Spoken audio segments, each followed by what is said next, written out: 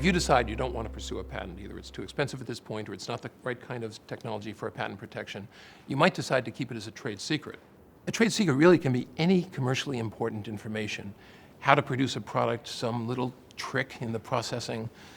It could be a customer list. Trade secret could be business plans. It can be a lot of things, and it's an asset of your company that you need to protect. Now, when we say you have to protect your trade secrets, we really mean it.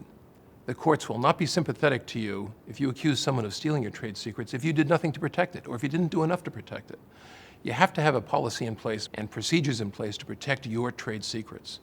Now, have in mind, there's no government grant, there's no registration. You don't file a secret paper with the government to register your trade secrets. You simply know them, and you hope that other people don't. If other people come across those trade secrets on their own, if they invent the same process, if they come up with the same customer list, they're free to use it. There's nothing you can do about that. You can stop them if they misappropriate your trade secret by talking to your employees and getting them to divulge secrets they shouldn't be divulging. That's wrong. You can stop them. But if they come up with the ideas on their own, I'm afraid they're free to use those ideas.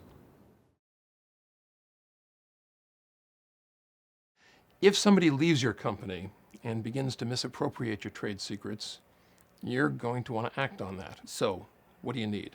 You need records that show you had that concept in place, in mind, recognized that it was a trade secret, that it was an asset of the company, and took steps to protect it.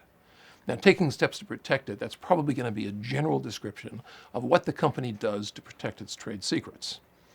Locking doors and having robust IT protections and keeping papers off desk when visitors are in the area. All of that. A judge is actually going to want to know that you took steps, affirmative, real, concrete steps to protect your trade secrets. If you did, then the judge will help you protect them. If you treated your trade secrets glibly and didn't really bother to protect them, the judge is going to be unsympathetic.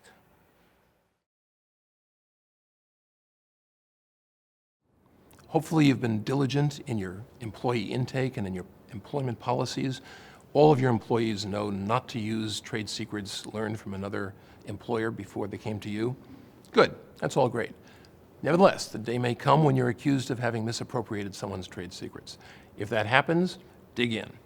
Take a look, do a study, see whether or not there really is a problem. There very well may not be. It's easy to make allegations, it's harder to prove them. But you don't want to be on the wrong side of an actual trade secret finding. So do your homework. When the allegation is made, take it seriously. You might very well be fine. If you're not fine, remedial action. Do what you need to do to get the trade secrets out of your product. Or maybe take a license. It's possible that the trade secret owner would be happy to have the revenue if you are willing to pay a license fee to use that trade secret. So with everything else you have going on, paying attention to your intellectual property strategy is going to be crucial to your business success.